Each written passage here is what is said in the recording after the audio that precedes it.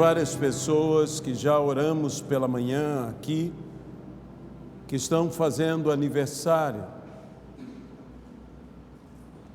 A Ana Cecília, mãe da Helena, a Sabrina, filha do André Garcia, o Rodrigo, filho do Paulo, Sérgio, da Cláudia, o Edilson, esposo da Maris, a Neuza, mãe da Ilma, a Roberta, a Robertinha e o Kielevuca, que também está fazendo aniversário. Nós oramos por todos, mas nos falta ainda orar pelo Kielevuca e nós vamos estar orando por ele agora, filho da estrela. Senhor nosso Deus, nós queremos pedir pelo teu filho, que Kielevuca, Senhor, seja extremamente abençoado por ti. Que o Senhor o exalte, que o Senhor o coloque em lugares de destaque, que o Senhor o cerque e o abençoe, protegendo e guardando. Pela vida dele, ó Pai, nós te damos graças e pedimos que o Senhor surpreenda a todos, e especialmente a ele, com as bênçãos que virão à sua vida. No nome de Jesus Cristo. Amém e amém, Senhor Jesus. Eu vou convidar você a fazer a gentileza de abrir a sua Bíblia no livro de Apocalipse. Livro de Apocalipse. Capítulo de número 14. Apocalipse 14. E estaremos lendo a partir do versículo 14 ao versículo de número 20. Olhei e eis uma nuvem branca, e sentado sobre a nuvem, um semelhante a filho do homem, tendo na cabeça uma coroa de ouro, e na mão uma foice afiada. Outro anjo saiu do santuário, gritando em grande voz para aquele que se achava sentado sobre a nuvem: Toma a tua foice e ceifa, pois chegou a hora de ceifar, visto que a seara da terra já amadureceu. E aquele que estava sentado sobre a nuvem passou a sua foice sobre a terra, e a terra foi ceifada. Aqui a ideia é toda a terra foi ceifada. Então saiu do santuário, que se encontra no céu, outro anjo, tendo ele mesmo também uma foice afiada. Saiu ainda do altar outro anjo, aquele que tem autoridade sobre o fogo, e falou em grande voz ao que tinha a foice afiada, dizendo: Toma tua foice afiada e ajunta os cachos da videira da terra, porquanto as suas uvas estão amadurecidas.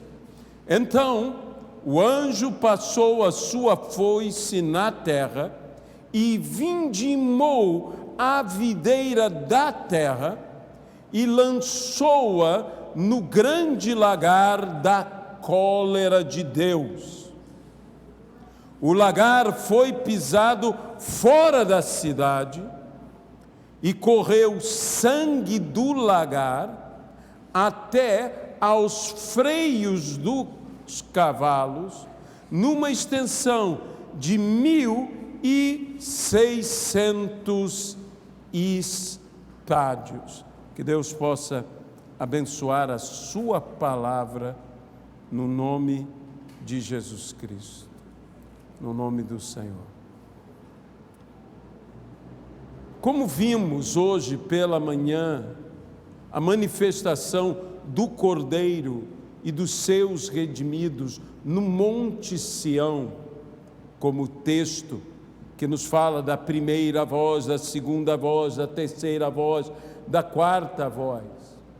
E falávamos sobre estes que são as primícias. E se os 144 mil são as primícias, há de se vir muito mais após eles. Há uma multidão esperando a se manifestar. Na primeira vez que os 144 mil são citados no livro de Apocalipse, logo após a citação dos mesmos, vê-se uma multidão inumerável, incontável. E agora aqui, essa ideia se reforça, pois se eles são as primícias, ainda há de se esperar muito mais após a manifestação deles. E então se começa a falar sobre a ceifa, sobre a grande colheita. A ideia que se mostra aqui é uma ideia, obviamente, de juízo. Palavras como vindima são palavras associadas a juízo nas Sagradas Escrituras.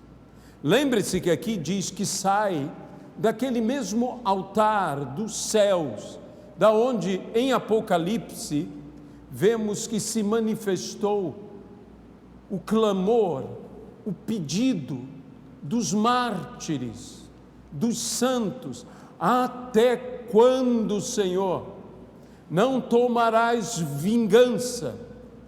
E então o que nós vemos aqui é a manifestação da resposta àquela palavra, a manifestação da vingança do Senhor.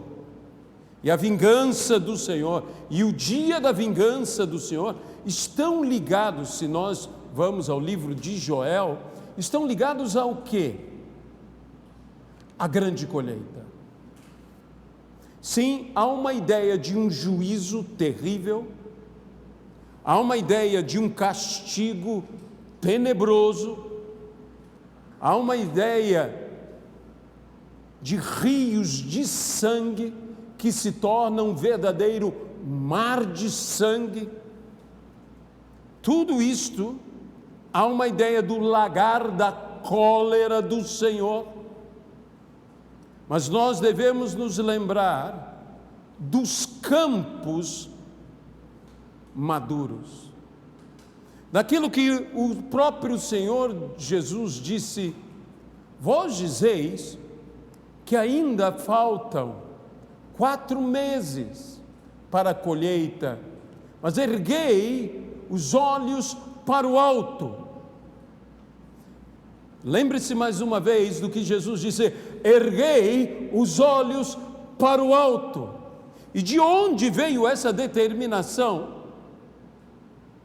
Vi sentado numa nuvem branca, um como filho do homem, na sua cabeça uma coroa de ouro, na sua mão uma foice.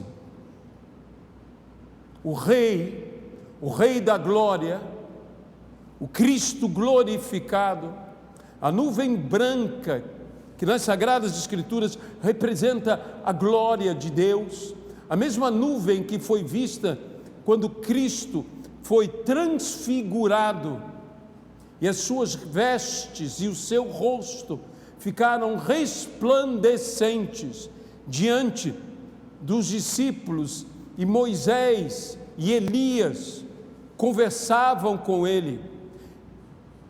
Essa mesma palavra que é utilizada quando Cristo é assunto aos céus e envolto em nuvens desaparece, e os anjos anunciam dizendo: assim como vistes, todos o olho verá, e ele virá em nuvens. Por isso muitos têm aqui um vislumbre da volta do Senhor, embora aqui esteja mais o juízo do Senhor. Mas nós não queremos também dizer que estão errados em interpretar um momento da volta do Senhor. Porém, o que esta foice para ceifar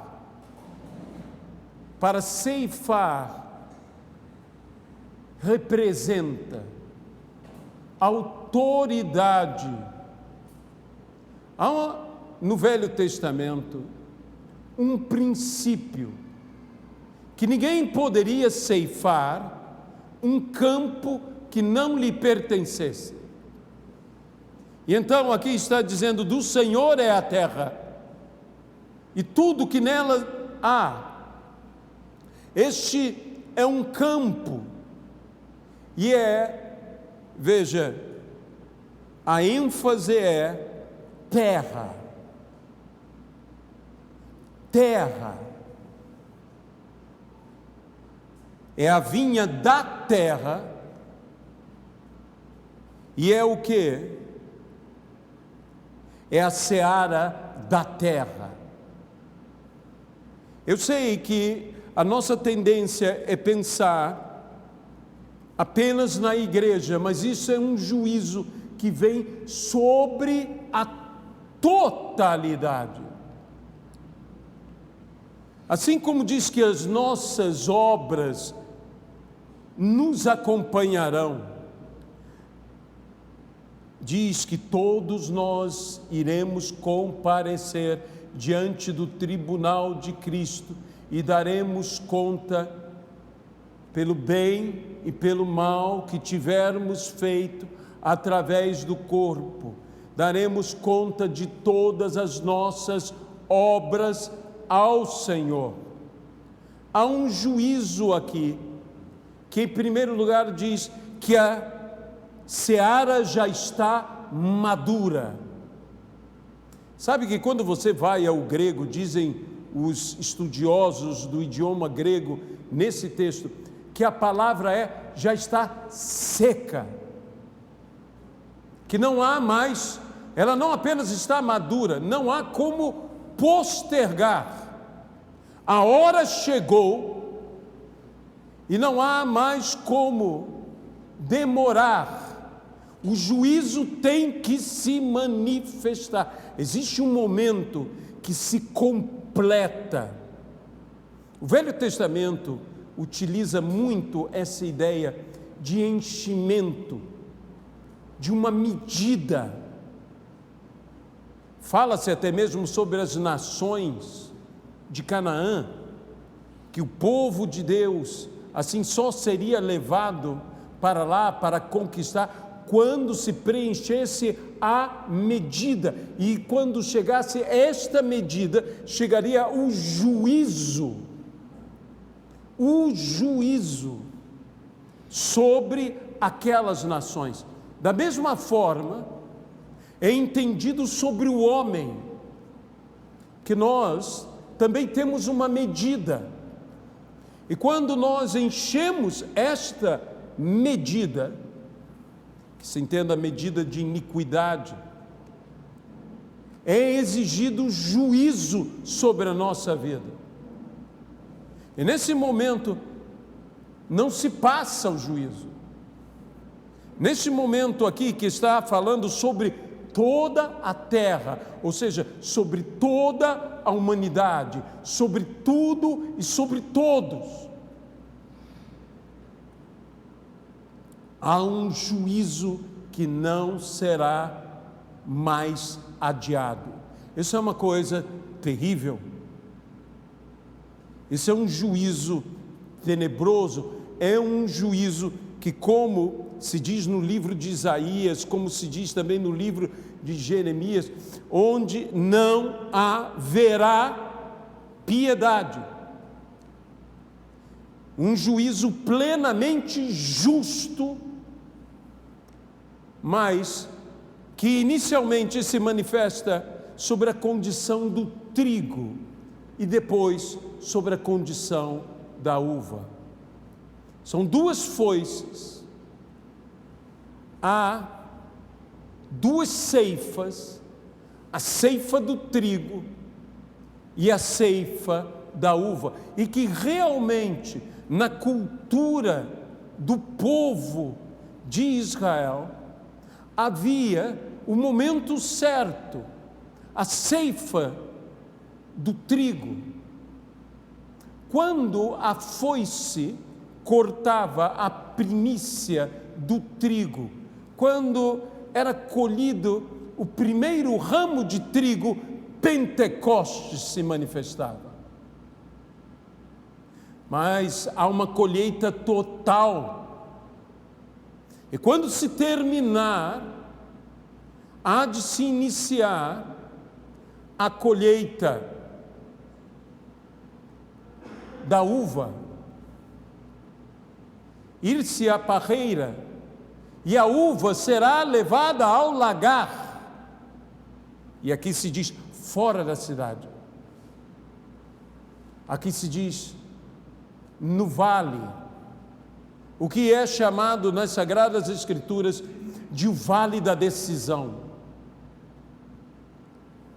Há ainda um momento de decisão, há ainda uma oportunidade, haverá um momento que não haverá mais chance, mas ainda há uma oportunidade, ainda há um momento, ainda há o vale da decisão.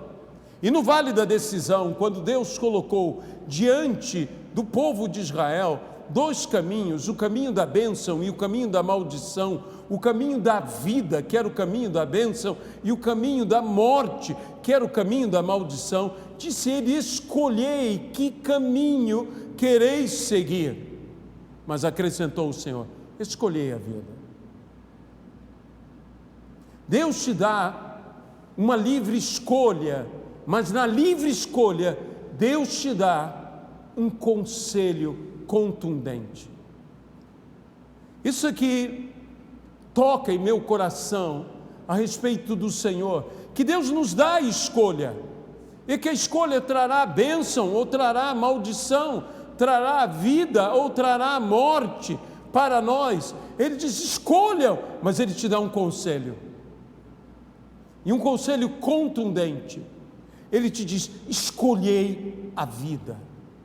Muitos estudiosos, e como eu disse, a nossa intenção não é entrar nas discussões polêmicas, mas trazermos uma palavra prática a respeito do texto bíblico, segundo uma visão de teologia prática.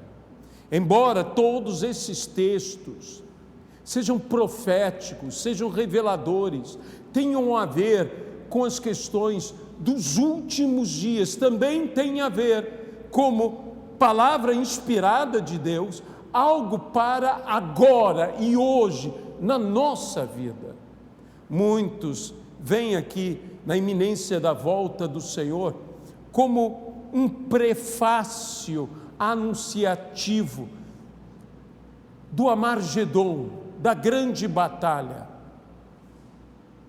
Mas o que me chama a atenção é que precede esse texto as forças infernais, os poderes das trevas, e não importando quão grandes e terríveis sejam os poderes das trevas, saiba do seguinte: os poderes da luz são maiores que os poderes das trevas. E que nós não devemos temer o poder das trevas, Não devemos temer o poder nem do dragão, que é o diabo, que é a serpente, nem da grande prostituta, que é Babilônia, nem da besta que emerge do mar, nem da besta que emerge da terra, do anticristo e do falso profeta. Temei, diz a palavra, somente a Deus. Como um spoiler aqui um pouco, eu quero dizer que logo no capítulo que vem a seguir, o capítulo de número 15, que fala dos flagelos, explode em um louvor, que foi dito que cantavam um novo cântico, e aqui cantavam o cântico de Moisés e o cântico do Cordeiro. Meu pastor sempre dizia, é melhor decorar o cântico de Moisés e é melhor decorar esse texto de Apocalipse, porque nós vamos ter que cantar isso nos céus. Ele sempre falava isso. E de certa maneira eu também, é melhor decorar as escrituras todas. Mas guarde bem no seu coração, até que o cântico do Cordeiro, nós temos certa vantagem, porque nas igrejas brasileiras nós os cantamos. Nós cantamos isto. Cantamos sobre o Cordeiro de Deus, como que Ele reina, que é o Deus, o Senhor, Deus Todo-Poderoso, que reina sobre as nações. Nós cantamos isso, e quando pregarmos sobre esse texto, vamos ter a oportunidade, se assim Deus nos permitir, de cantarmos novamente. Meus irmãos, não importa quão dura seja a cruz, o cântico do Cordeiro nos afirma que nós venceremos a cruz. Não importa quão terrível seja o faraó nessa terra, o cântico de Moisés nos afirma que nós venceremos a faraó e os seus exércitos. Então, não importa o quão poderosas sejam as forças infernais, malignas, maiores são as forças da retidão, da integridade, da santidade, maior são as forças da luz, maior é o que está em nós do que aquele que está nesse mundo. E se Deus é por nós, quem será contra nós? E sabemos que o nosso Deus agindo, quem poderá impedir? Mas que nós temos um dever sagrado, o dever de trazermos a grande seara. Uma coisa é aquela grande seara, colheita de almas, salvação de vidas. Outra coisa é esta grande ceifa na terra. Eu gostaria muito de associar isto ao que nós temos que fazer, mas é a mão de Jesus que ceifa, e que ceifa toda a terra, e que nós sabemos que nos últimos dias, na parábola que fala do joio e do trigo, haverá o quê? Haverá uma ceifa do Senhor, e os anjos sairão, e não só ceifarão, mas também irão fazer a separação. Há um juízo aqui, mas um juízo que não é meramente punitivo, mas é um juízo discriminatório, aonde o joio vai para o fogo e o trigo é atado em feixes e recolhido. Então, esse é um momento que há uma punição, mas que também existe uma premiação, onde há separação do joio, do trigo, do peixe, que a Bíblia diz que o peixe bom vai para a cesta e o peixe ruim é lançado fora. Há uma distinção e uma punição para o joio, onde também encontramos aquela separação entre ovelhas e bodes, ao lado direito as ovelhas, ao lado esquerdo os bodes, e a Bíblia diz, entre o justo e o ímpio, haverá distinção. Nesta primeira passada da foice, em todo que lhe pertence, a tudo que lhe pertence, a tudo que é do Senhor, em toda a humanidade. Mas lembre-se que o juízo tem lugar aonde se iniciar. E a palavra de Deus é clara. O juízo começa pela igreja. O juízo começa pela igreja. Onde serão tomados, onde buscar-se-ão os que têm a marca do Cordeiro, os que trazem o nome do Cordeiro e o nome do Pai, aqueles que têm a marca do Cordeiro em sua fronte. Outros têm a marca da besta. Chegar-se a um ponto que ou você tem uma marca ou você tem outra marca, mas marcados estaremos todos, todos seremos identificados. Eu, quando penso em joio, em trigo, nós temos bem a diferenciação, a boa palavra, a má palavra. E quando nós pensamos em boa palavra, nós pensamos num bom coração, porque o coração fala, a boca fala do que está cheio o coração. Quando nós pensamos em má palavra, pensamos em mau coração. Mas a Bíblia fala do peixe bom e do peixe ruim. E o que é um peixe ruim? O que é um peixe bom? É um peixe aceitável e um peixe inaceitável. Segundo as regras do Velho Testamento, um peixe bom, quando Jesus disse peixe bom, as pessoas entenderam, porque eram judeus, é peixe com escamas. E o peixe ruim é o peixe sem escamas. Se é um peixe pequeno, mas com escamas, ele é bom. Se é um peixe enorme, mas sem escamas, ele é ruim. A palavra que é utilizada, bom, que é a palavra kalos, é bom, bondoso e bonito, que significa isso, adequado, correto, aceitável, puro. A bondade em nossa vida tem que ser tão marcante como se estivesse escrita em nossa fronte. Nós mesmos utilizamos essa expressão, está escrito na tua testa. Nós não usamos essa expressão?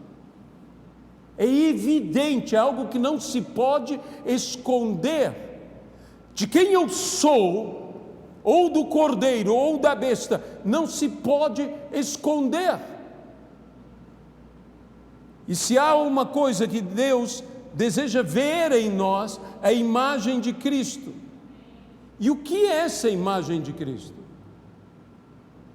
A bondade de Cristo tem que ser vista em nós e tem que ser tão evidente em nós como as escamas são evidentes num peixe. Assim, isso tem que estar em nós, temos que ser visíveis que somos do Senhor Jesus. Os anjos sairão a recolher os que são do Senhor, e eles verão. Eles buscam algo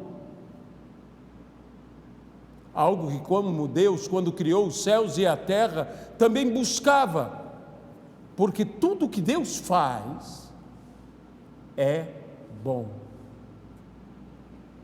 Isto é bom. E viu Deus que isto era bom. Há algo de bom que tem que ser visto em mim, há algo de bom que tem que ser visto em você. Cristo tem que ser visto em nós. Esse é do Cordeiro, porque eu vejo Cristo nele. E se não enxergarem Cristo em nós, e lembre-se, Cristo em nós é a esperança da glória. Se não enxergarem Cristo em nós, o que enxergarão? A falta de Cristo. E a falta de Cristo dá oportunidade. Eu disse semana passada que nós temos que orar muito pelas nações. Um peso realmente tomou conta do meu coração, de como nós temos que orar pelas nações. Porque quando os governantes não sabem governar, quando não existe um bom gerenciamento governamental, abre-se oportunidade para que a besta governe. Então, mais do que nunca eu entendi aquele texto que o apóstolo Paulo diz: orai pelos governantes. Nós não podemos permitir, meus irmãos, há tanta desmanda, há tanto desgoverno, e eu não estou falando de nossa nação, eu estou falando das nações, porque a besta não quer o Brasil, a besta quer tudo. Mas deixe-me dizer o seguinte: o único que vai governar tudo e todos será Jesus Cristo. Mas a besta, ela aproveita toda essa situação, e nós devemos trazer o quê? Nós devemos trazer bênção. Vamos orar pelos que nos governam, não apenas pelo Brasil, mas ore pela Argentina, olhe pelo Chile, olhe pela Venezuela, olhe pelos Estados Unidos, olhe pela Inglaterra, olhe pela Rússia, olhe pela China, olhe pelas Coreias, olhe pelas Alemanhas, olhe pela Austrália, olhe por Portugal. Nós temos que orar, porque se não houver gente competente fazendo as coisas com valor, o caminho para a besta se abre. O caminho para a besta. E sabe de uma coisa, você pode enfrentar a besta, não estou querendo dizer que nós passaremos pela grande tribulação, isso não é o meu objetivo é dizer, enfrente a besta antes que ela venha, enfrente o espírito da besta, enfrente esse espírito, ore, acima de tudo, use as armas que nos são dadas, ore, participe, faça a sua parte. Se você governar bem a sua casa, se nós governarmos bem a casa de Deus, nós estamos já rejeitando o desmando para que a besta alcance oportunidade. Ou melhor dizendo, as bestas, porque existe aquele poder religioso maligno, o falso profeta, existe aquele cordeiro com voz de dragão, aquele falso evangelho. E o que mais nós temos visto? Temos visto um evangelho mesclado, um evangelho misturado, e por vezes temos visto um cordeiro com voz de dragão. E nós precisamos trazer a sã doutrina. E saiba do seguinte: tudo isso clama, tudo isso exige, como nós vimos em Apocalipse, que saindo do altar, a oração dos santos: até quando, Senhor, não tomarás vingança? A vingança vem, o dia da vingança. Joel fala sobre isto. E nós não podemos perder a grande oportunidade. Qual é a grande oportunidade? É antes que chegue o dia da vingança, que essa grande oportunidade se chama o dia do arrependimento. A maior oportunidade é que nós ainda estamos na graça, nós ainda temos a oportunidade de levar a palavra de arrependimento.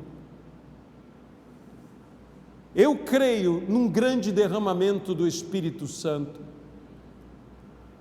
porque diz que esse é o grande e terrível dia do Senhor, o dia da vingança do Senhor. E Joel estava falando de Pentecostes, do derramamento do Espírito Santo. Mas derramarei do meu Espírito sobre toda a carne.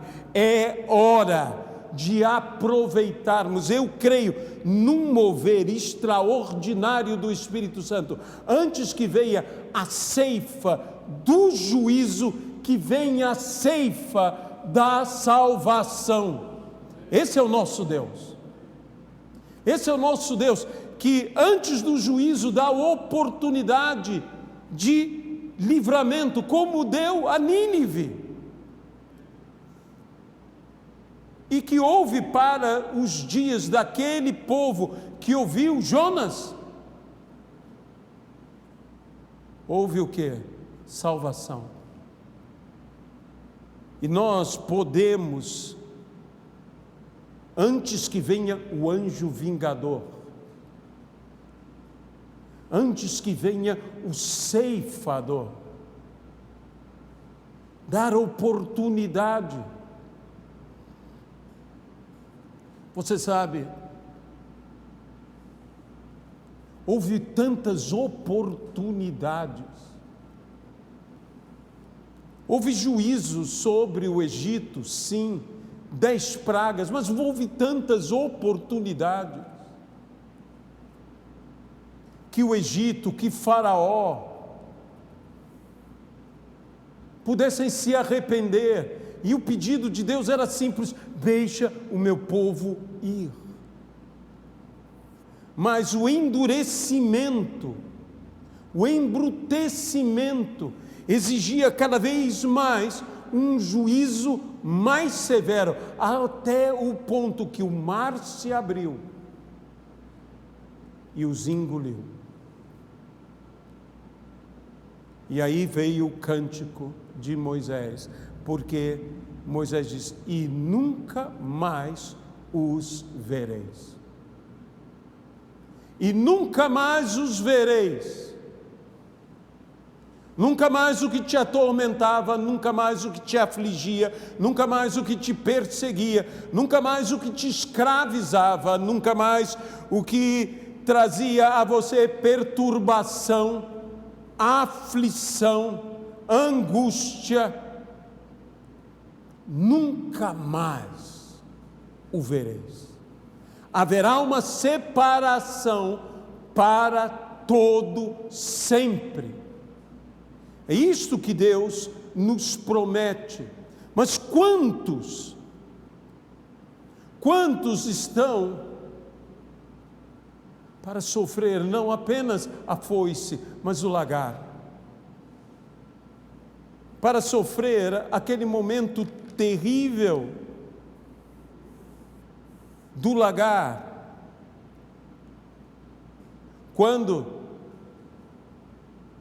os rios de sangue se tornarão tão altos quanto os freios de um cavalo.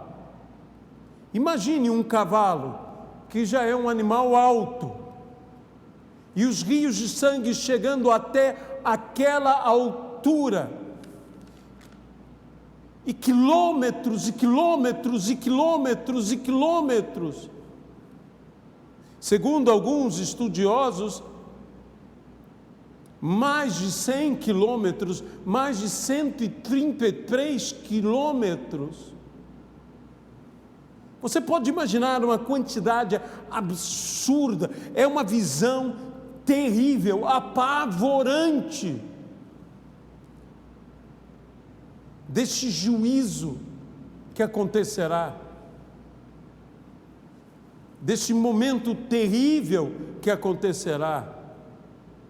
Enquanto esse momento não vem, cabe a nós deveríamos tomar isso como uma responsabilidade tremenda nas nossas vidas, levar uma palavra de salvação para todo aquele, ainda há tempo, porque chegará um momento que não haverá tempo, chegará um momento que eu não poderei mais falar, chegará um momento que eu serei levado, será um momento que você será levado, mas ainda há tempo. E se alguém nos ouve aqui ou pela live e está escutando, eu quero dizer a você, aproveite porque ainda há tempo, aproveite porque essa é a hora, não postergue, não faça como aqueles a quem Jesus, falando da seara, dizendo que os campos estão brancos, eles diziam, ainda há tempo, ainda há muito tempo, ainda faltam 4 meses, e Jesus disse, o campo já está branco. Aqui diz,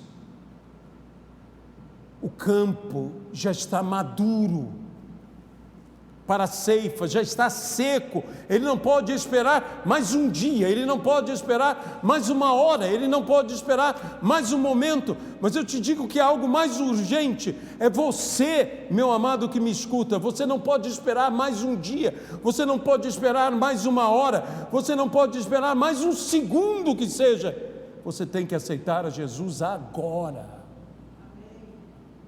porque essa é a tua grande hora. Não entre no caminho daqueles que Jesus diz, vós dizeis que ainda falta tempo, mas eu digo que os campos já estão brancos. Aqui diz, os campos já estão secos. Há um grito dos céus, há como quase uma exigência dos céus, chegou a hora, não há mais como esperar. E quando o joio é separado do trigo,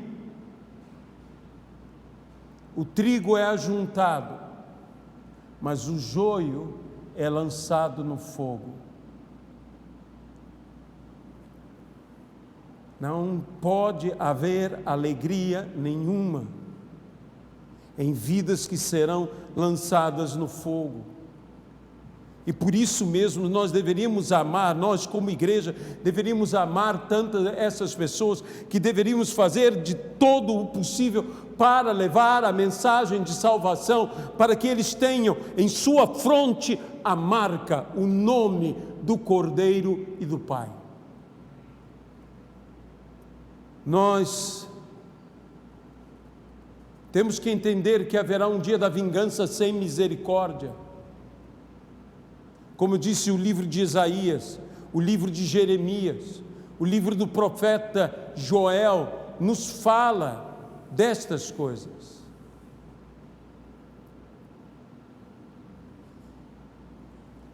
Sabe, haverá, e nós depois ainda falaremos sobre o Armagedon, haverá. Uns creem literalmente, outros não creem literalmente, mas deixe-me dizer, ai daquele que se levantar contra o Senhor. E nós temos que, como diz a palavra, multidões e multidões no vale da decisão. há multidões e multidões no vale da decisão, e o pior de tudo é que elas estão na indecisão no vale da decisão. Nós já tomamos a nossa decisão por Cristo, mas as multidões que estão no vale da decisão pensam, porque elas estão na indecisão, porque elas ainda não tomaram a sua decisão, elas escaparão. Não escaparão. Porque no vale da decisão, se você fica na indecisão, você já tomou a sua decisão. Pois Jesus disse: quem não é por mim, é contra mim. Quem não ajunta comigo, espalha. E dessa forma, eu quero dizer a você que diz: mas eu estou indeciso, eu ainda não me decidi. Infelizmente, se você permanecer na indecisão, você já tomou a sua decisão. E foi a pior possível. Porque é como se você decidisse para a sua própria ruína, para a sua própria destruição. Agora, decida-se o certo. Venha para Jesus imediatamente. Eu não sei porquê, talvez pelo texto, talvez porque alguém que esteja nos ouvindo pela live, é urgente.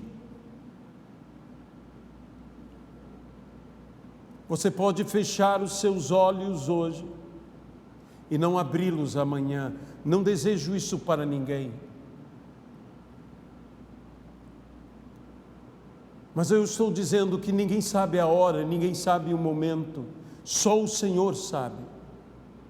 Nós estamos com essa campanha de vacinação e estão pessoas com tanta longevidade sendo vacinadas, um homem de 101 anos, uma mulher de quase 100 anos e assim por diante. Estes são longevos, mas nós estamos clamando pela filha do bispo Júlio, uma moça de 30 e poucos anos, casada há pouco tempo, e que se descobre uma leucemia gravíssima, que além de tudo isso, um aneurisma estoura. Os médicos chegam e dizem: bem, é uma questão de horas. Clamamos, nossa igreja, clamaram várias igrejas, clamaram seu pai, sua mãe, sua igreja, seu marido. E a médica já disse: bem, algo estranho aconteceu. Ela está reagindo. Agora vamos dar tempo ao tempo. Já é uma palavra que enche de esperança. Mas ainda não é a vitória completa. Nós temos que continuar a orar. Porque uma vida como esta, nós não podemos deixar de orar. Amanhã eu orarei por ela. Não, é urgente. Eu preciso orar por essa vida como se fosse uma filha minha, como se fosse minha esposa, como o marido está orando ali, como o pai e a mãe estão orando. Eu preciso orar na mesma aflição, na mesma intensidade. Gente, se nós não fizermos algo, eu temo que esse rio será ainda maior.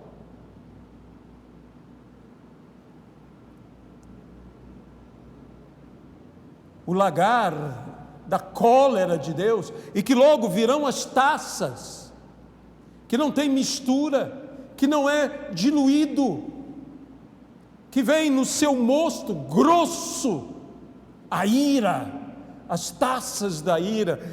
Temos que salvar as pessoas dessa taça. Nós não temos que ler as taças, nós não temos que ler os juízos dizendo glória a Deus pelas taças. Não. Pense em seus filhos, pense em seus amados, pense nos seus amigos, pense nos seus queridos. Nós temos o dever, para não dizer a obrigação, como diz o apóstolo Paulo, sobre mim pesa esta obrigação. Nós que somos salvos, que de modo nenhum passaremos pela fúria desse lagar, por quê? Porque somos salvos. Temos a marca do Cordeiro, temos a marca do Altíssimo, temos o nome do Senhor. Mas e aqueles que não têm? Temos o dever de levar a todos. E eu quero convidar a igreja para que tome.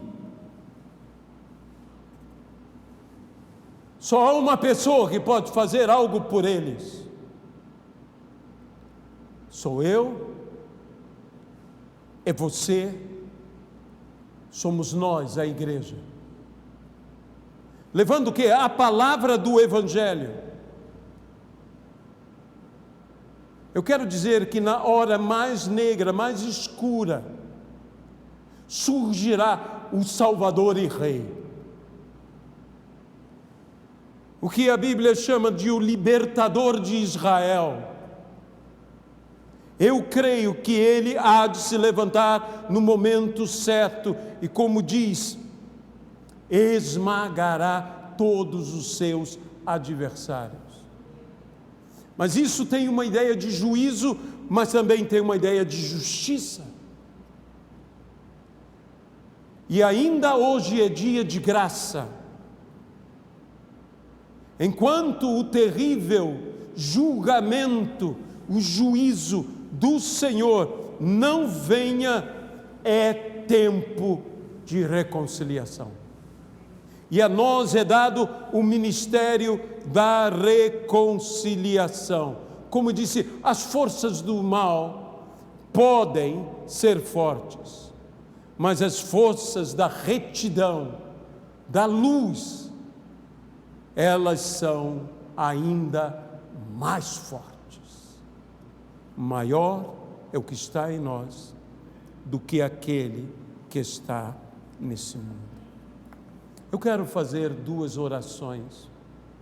Eu quero orar por aquele que deseja, que sentiu, que não há mais tempo a perder, que ele não pode deixar passar hoje esta oportunidade de aceitar a Jesus como seu Senhor e seu Salvador. Se você está sentindo isto, eu quero dizer a você, não fui eu que te convenci, foi o Espírito Santo que te convenceu, porque é o Espírito quem convence do juízo, é o Espírito Santo quem convence da justiça, quem convence do pecado, é Ele que está te convencendo agora. E eu quero dizer a você, aceite, agora, abra o teu coração, deixe a marca do Cordeiro estar em você, como se estivesse em sua fronte, em sua testa.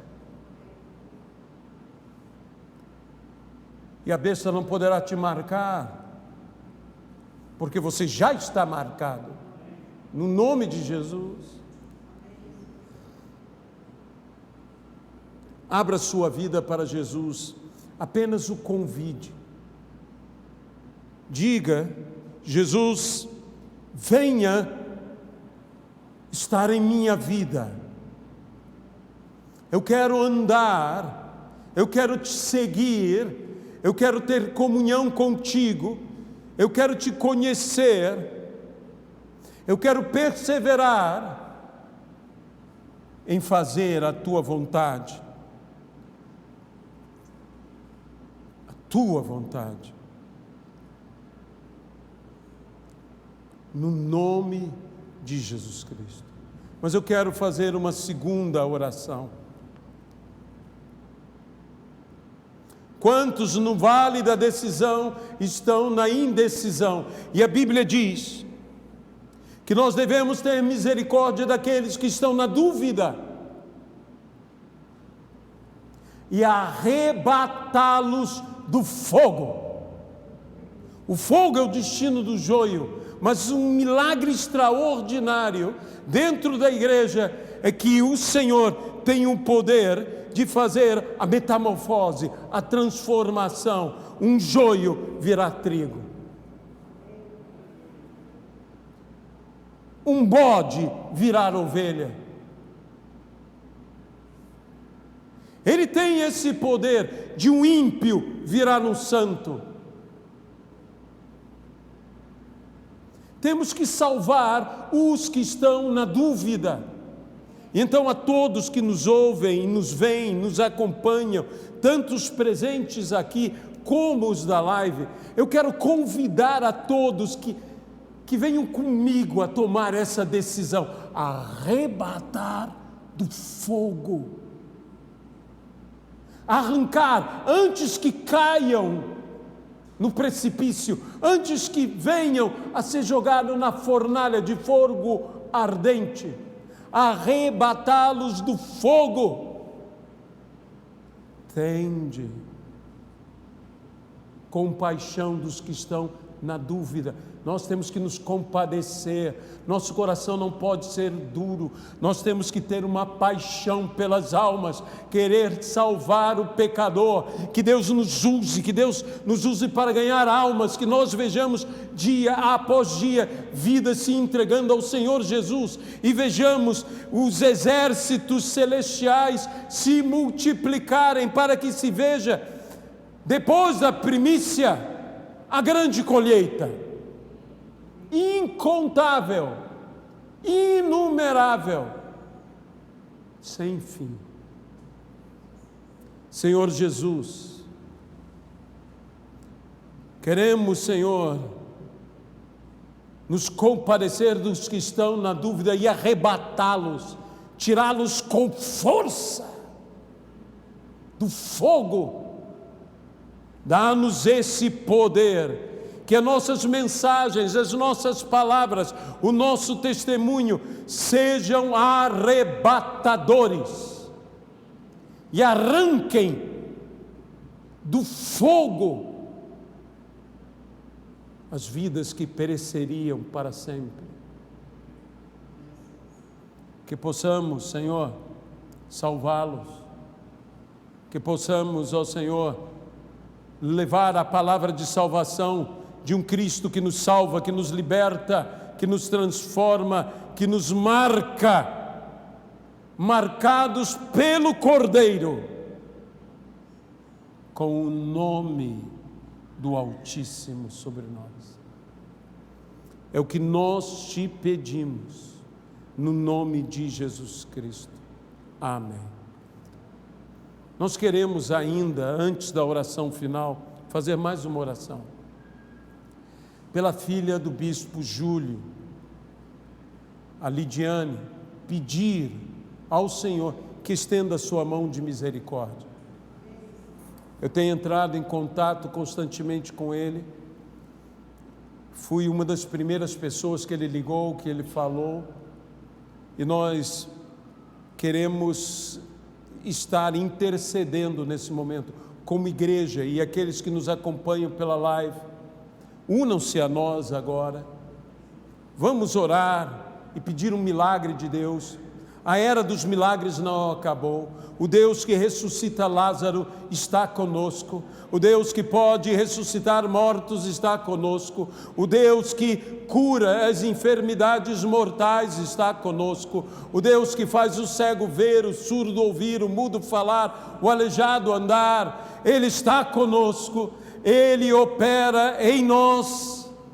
E pedimos agora, ó Espírito Santo, vai até a Lidiane, vai ali, Senhor, aonde ela está, que o espírito de morte seja repreendido, que ela se levante desse leito de UTI, desse leito de morte, que ela volte sem sequelas, sem mal algum, Senhor, que ela volte perfeita, que o Senhor opere agora. Ouve o clamor do pai, ouve o clamor da mãe, ouve o clamor do esposo, ouve o clamor da igreja, ouve o nosso clamor agora.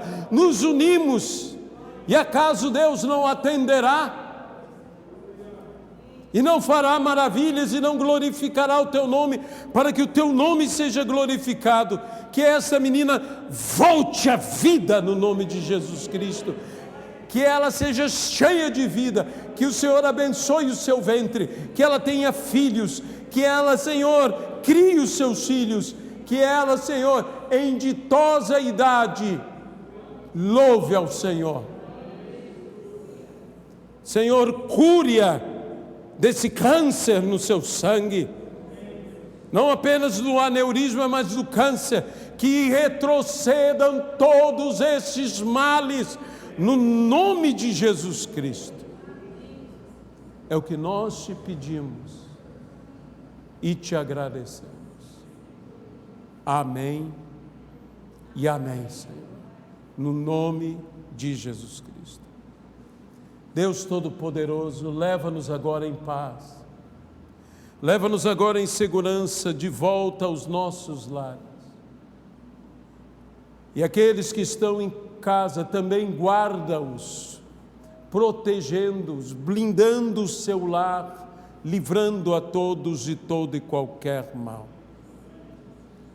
Que a graça do Senhor Jesus Cristo, que o amor de Deus, nosso Pai, que a comunhão e consolação no Espírito Santo de Deus sejam com todos e com todo o povo de Deus, hoje e para sempre, no nome de Jesus. Amém.